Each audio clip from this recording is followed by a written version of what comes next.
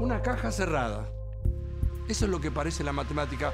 De esa forma parece llegar a las manos de los estudiantes e incluso de los desprevenidos que tratan de entenderla. Parece que estuviera todo hecho. Y sin embargo, el universo dinámico de las ideas, de los teoremas, de las fórmulas por demostrar, se encuentra lejos del saber acabado. La matemática es un edificio en construcción. ¿Y saben cuál es la mejor de las pruebas?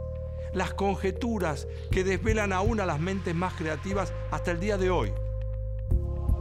En este programa, en el que vamos a hacer hoy, la matemática se muestra como lo que es. Humana. Sí, humana. Y vamos a exhibir algunos, muy poquitos, de los problemas que hasta hoy están irresueltos.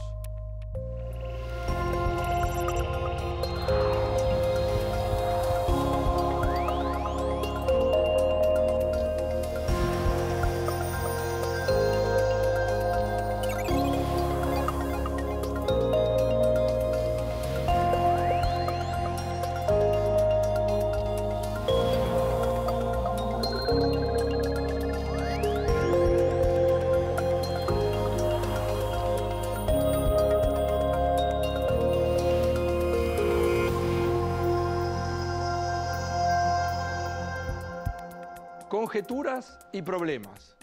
Esa es la clave que vuelve apasionante el terreno de la matemática. En la historia de los últimos siglos, hay incógnitas que se convirtieron en famosas. París, año 1900. En la Sorbona se desarrolla la segunda conferencia internacional de matemáticos. Imagínense los pasillos y todas las ponencias. El saber se había reunido en las calles de la capital francesa. El matemático David Hilbert fue elegido para dar el discurso inaugural. Era carismático y respetado. Desde un lugar de influencia, invitó a sus compañeros a resolver 23 problemas que él consideró fundamentales durante el siglo que empezaba, era el siglo XX. Aún hoy, 3 de las conjeturas de la lista de Hilbert permanecen sin demostración. En el año 2000, el Instituto Clay de Cambridge en los Estados Unidos, cerca de Boston, tomó el ejemplo de Hilbert y marcó en la agenda 7 mojones esenciales. Los llamó los problemas del milenio. Esto era cuando empezaba el siglo XXI. La creatividad, esa es la clave. Esa es la que potencialmente puede abrir las puertas de lo desconocido. Más aún, y fíjense en esta historia, hay un ruso conocido con el nombre de Grisha, aunque el verdadero nombre de él es Grigori Perelman, rechazó en el año 2010 el $1.000.000 que le otorgaron por resolver la conjetura de Poincaré, un difícil planteo topológico considerado como uno de los 7 problemas del milenio. ¿Qué fue lo que dijo Perelman? Perelman dijo: yo no quiero estar expuesto como un animal en el zoológico. No soy un héroe de las matemáticas, ni siquiera soy tan exitoso. Y es por eso que no quiero que todo el mundo me esté mirando. Y se fue. Se fue a vivir otra vez en Rusia, con su madre. Es un genio de perfil bajo que le dice que no a los premios y a las medallas. En los últimos años se separó incluso de sus colegas de la comunidad científica. ¿Seguirá resolviendo conjeturas imposibles en la soledad de su departamento en San Petersburgo? ¿Quién sabe? Una conjetura es una potencial verdad que tiene fuertes posibilidades de ser cierta. Pero aún resta un aspecto muy importante. Hay que demostrarla. El problema abierto es algo lo cual uno no sabe la respuesta, como en el lenguaje común. Uno tiene un problema, tiene alguna cosa que se pregunta, algo que no sabe cómo es. Pero en general en la matemática a veces la pregunta es ¿cómo es? Y a veces es me parece que es así, pero ¿cómo justifico? ¿Cómo muestro qué es lo que me parece o que no es lo que me parece? En el año 1742, por ejemplo, el matemático pruso Christian Goldbach escribió una carta a su colega suizo Leonhard Euler. Euler era uno de los mejores matemáticos de la época y Goldbach quería comprobar si la afirmación esta que voy a decir ahora era cierta o no. Todo número par positivo mayor que 2 se puede escribir como la suma de 2 números primos. Ni Euler ni Goldbach ni muchos otros pudieron resolver la conjetura. Y en 1900, cuando comenzaba el siglo XX, David Hilbert la anotó en su famosa lista de problemas pendientes. Las computadoras permitieron comprobar que la afirmación de Goldbach es cierta para todos los números menores que 4 por 10 a la 13. ¿Qué es eso? Es decir, un número 4 seguido por 13 ceros. Una barbaridad.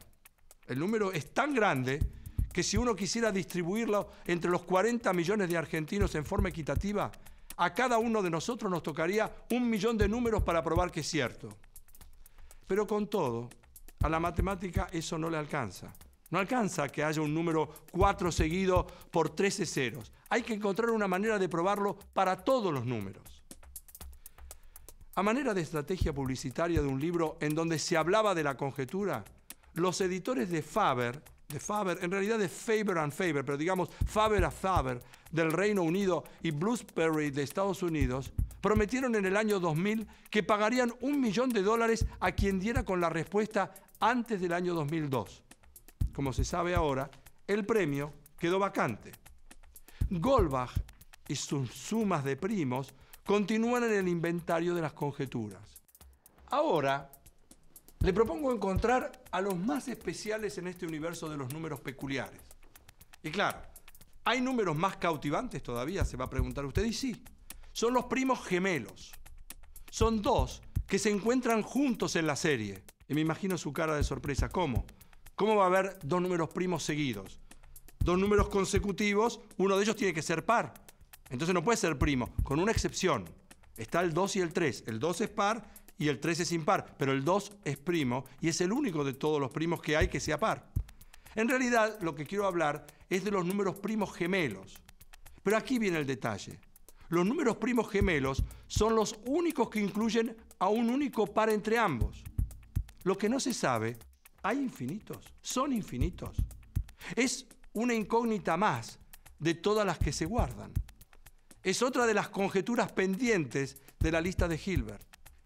Solo se sabe que mientras van creciendo, se hacen menos frecuentes.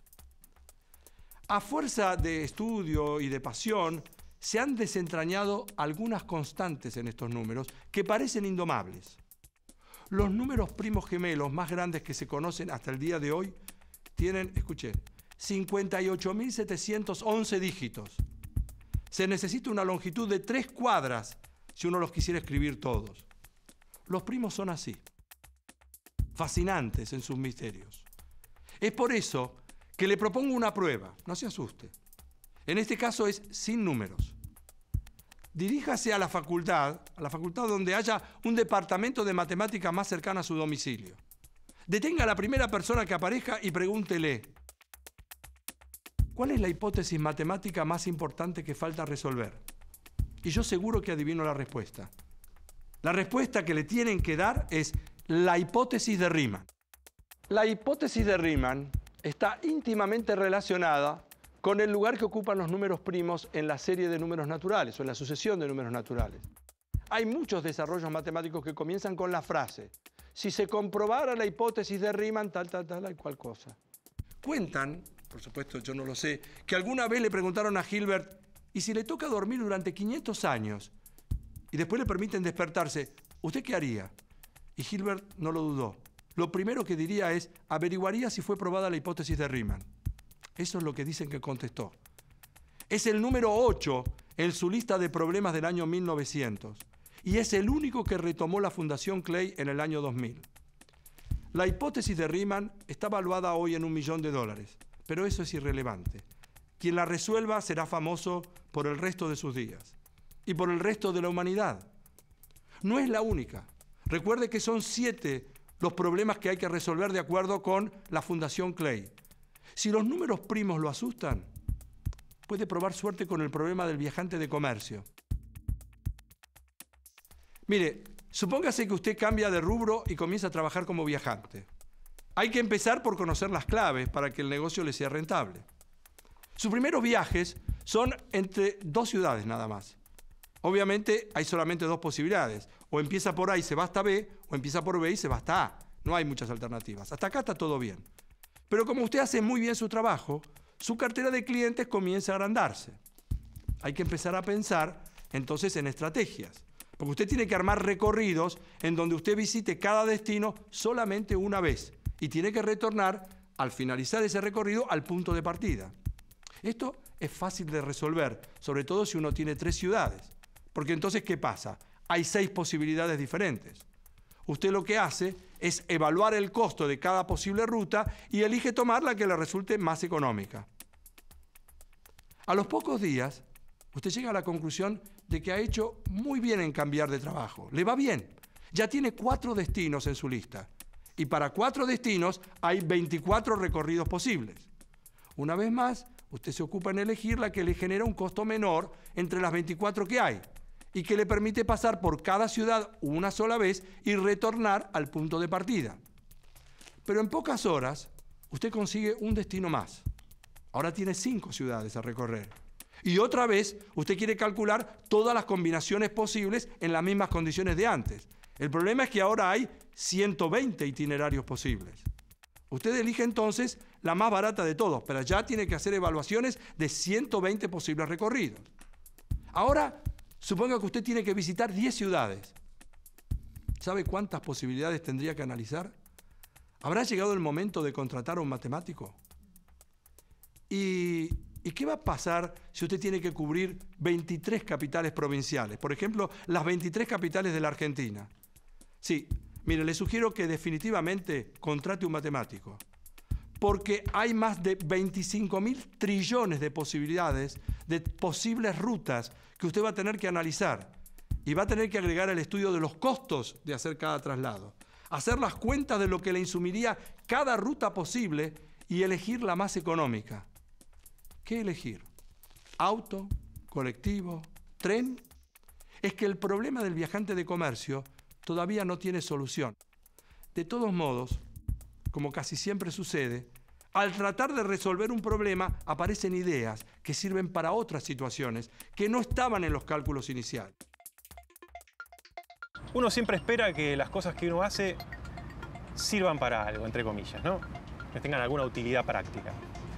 Pero por supuesto que eso en general suele ser muy indirecto cuando estamos hablando de una cosa tan cercana a la filosofía como es la matemática. Después hay cosas que en principio no queda claro cuál es la utilidad. Hay cuestiones, por ejemplo, de teoría de números. En su momento un matemático llamado Hardy que no pensaba que iba a tener mucha utilidad y de hecho estaba orgulloso de eso. Y sin embargo, digamos, muchas de las cosas que hizo Hardy en teoría de números se usan hoy día para crear claves y criptografía y son celosamente custodiadas por la NSA y algunas agencias de seguridad americanas. Entonces, uno no puede predecir hasta qué punto lo que uno está haciendo va a servir o no. Los matemáticos buscan patrones entre los números. En principio, se analizan ejemplos con números pequeños. Después, se buscan números más grandes. Y si los resultados son promisorios, o sea, todo va bien, se elabora una conjetura que habrá que demostrar que es cierta. Para llegar a eso, en todo caso, hace falta una demostración que involucre a todos los números, y no solamente un grupo, por más grande que éste sea. Eso, justamente eso, es hacer matemática. En el año 1937, Lothar Kollátz hizo una observación que involucraba los números enteros positivos. Supuso que sería sencilla de probar, y lo planteó con toda ingenuidad. En todo caso, como digo, el enunciado es muy sencillo de entender. Toma una libreta y una lapicera para poder anotar. Yo le doy tiempo. Toma un número entero positivo cualquiera. El que se le ocurra. Si es par, divídalo por 2. En cambio, si es impar, entonces multiplíquelo por 3 y súmele 1. Y ahora repita el proceso con el nuevo número que encontró. Kollátz conjeturó que uno llega inexorablemente al número 1 en un número finito de pasos, sin importar con cuál número empezó usted. Es raro eso, ¿no?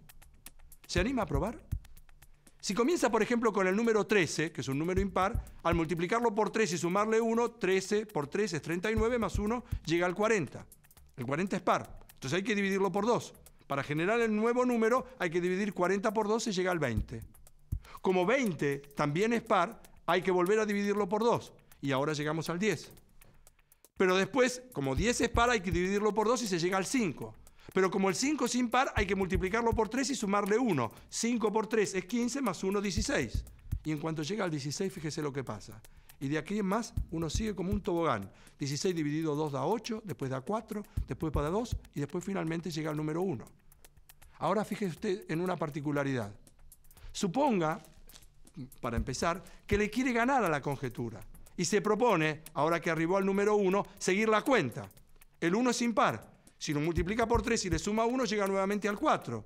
Que en 2 operaciones, 4 dividido 2 da 2, y al volver a dividir por 2, da nuevamente el número 1. O sea, el 1 se transforma en algo así como la estación final. No se puede salir del 1. 1 va al 4, 2 otra vez al 1. Las computadoras sirvieron hasta acá para comprobar que el resultado es cierto para todos los números, escúcheme bien, que tengan hasta 19 dígitos. Pero eso no es suficiente. La conjetura de Collatz sigue siendo eso, una conjetura. ¿Y si se animara usted y trata de resolverlo? ¿Quién dice que usted no sea la persona a la cual se le ocurre alguna idea nueva que nadie tuvo hasta acá? Eso es hacer matemática. Un señor del siglo XVII, que no se consideraba a sí mismo como un matemático, sino como un aficionado, intrigó durante más de 300 años a licenciados y doctores de todos los tiempos.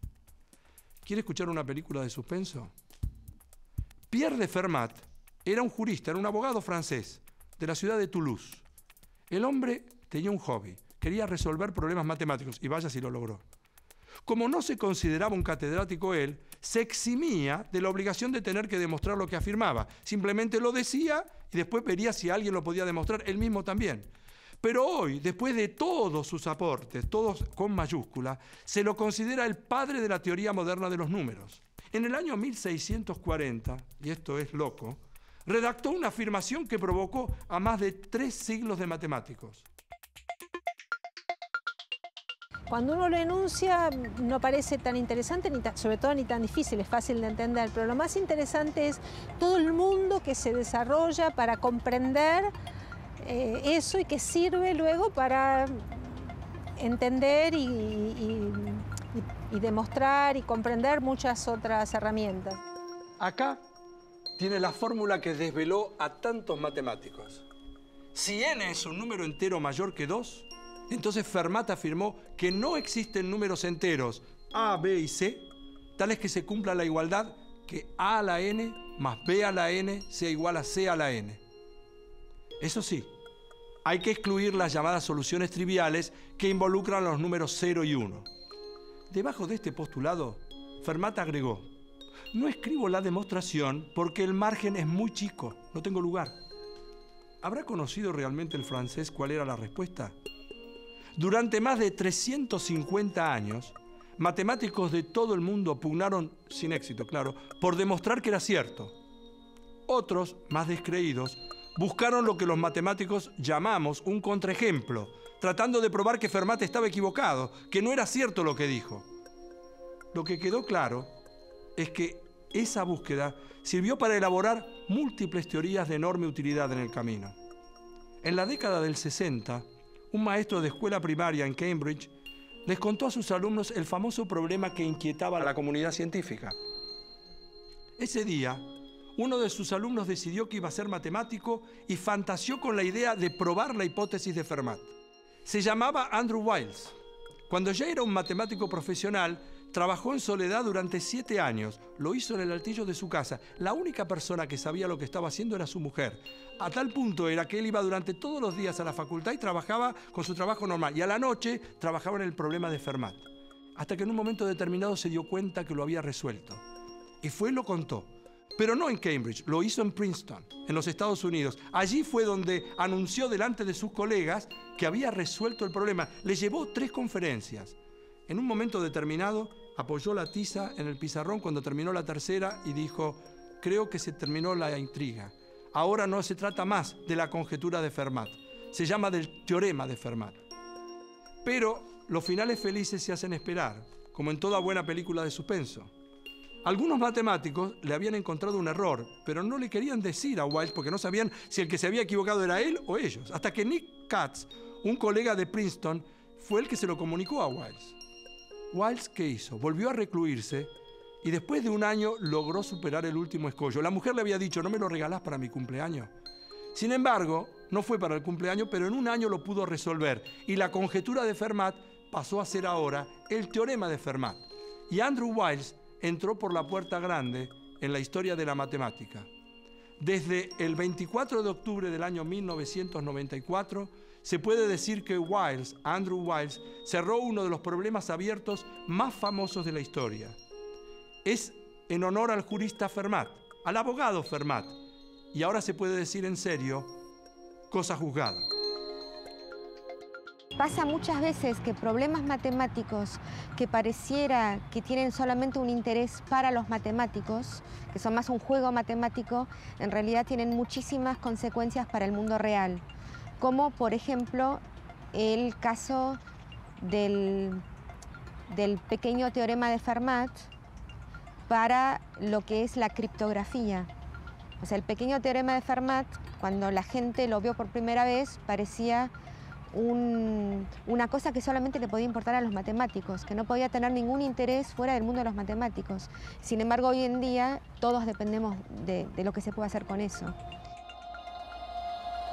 A mediados del siglo XIX, comenzó a circular entre los matemáticos un problema al menos inusual. El planteo es sencillo. ¿Se puede colorear un mapa con 4 colores, evitando que los países fronterizos compartan la misma tonalidad? Algunos hasta dudaban de que fuera un problema matemático. ¿Cómo puede ser que a alguien le interese saber si con 4 colores se puede o no se puede colorear un mapa? Sin embargo, la conjetura se hizo famosa en Inglaterra y distintos matemáticos comenzaron a pensar en el problema. Con los años, se logró un avance que pudo probar que 3 colores no eran suficientes. Poco después, el matemático inglés Percy Heawood demostró que con 5 colores se podía colorear cualquier mapa. Entonces paremos acá. Se sabía 3 no eran suficientes y 5 alcanzaban. ¿Y qué pasaba con 4? ¿Serían suficientes o no? El 17 de julio del año 1879, un señor que se llamaba Kempe, que era un cartógrafo, aseguró que tenía una demostración para la conjetura. Y la convirtió en un teorema entonces. Pero duró poco tiempo. Porque en el año 1890 un colega de Kempe advirtió los errores en el planteo y entonces Kempe al final se dio por vencido. Hubo que esperar, fíjense, 100 años más para volver a darle a la conjetura el estatuto o el estado de teorema. ¿Y gracias a quién? A 2 matemáticos, por supuesto, pero también gracias a la computadora. El teorema de los 4 colores es el primero en lograr una comprobación teórica a través de una herramienta informática. Es más, algunos matemáticos aún hoy rechazan ese camino porque buscan una demostración pura. Con todo, ¿quiere pensar por un minuto cuánto tiempo le hubiera llevado a un humano hacer los cálculos que Apple y Haken lograron a través de una computadora? Es como para agarrarse fuerte, porque llevaría más de 100.000 años. Eso fue lo que sucedió en el año 1976 en la Universidad de Illinois, en Champaign-Urbana. No faltaron críticas por la falta de elegancia. La más notoria la ofreció un matemático francés y dijo: una buena prueba matemática es similar a un poema, pero esto es equivalente a una guía telefónica. Son otras épocas, eso está claro, pero hay un punto irreductible. La computadora necesita del hombre para convertir una conjetura en un teorema. ¿Quién, entre nosotros, no estaría feliz de levantar el velo detrás del cual está escondido el futuro? Poder mirar fijamente los desarrollos de nuestra ciencia y los secretos que se van a develar en los siglos que vienen. ¿Hacia qué lugar, en todo caso, apuntará el espíritu de las futuras generaciones de matemáticos? Estas preguntas llegan directamente desde los inicios del siglo XX, de la mano de Hilbert. Sin duda, podría ser un discurso del milenio. Un edificio en construcción, con ladrillos, con cemento para pegar y estructuras que se van formando. Faltan los planos de algún arquitecto para seguir el entramado. Genera adrenalina, ¿no? Quizás eso es lo mejor de esta historia.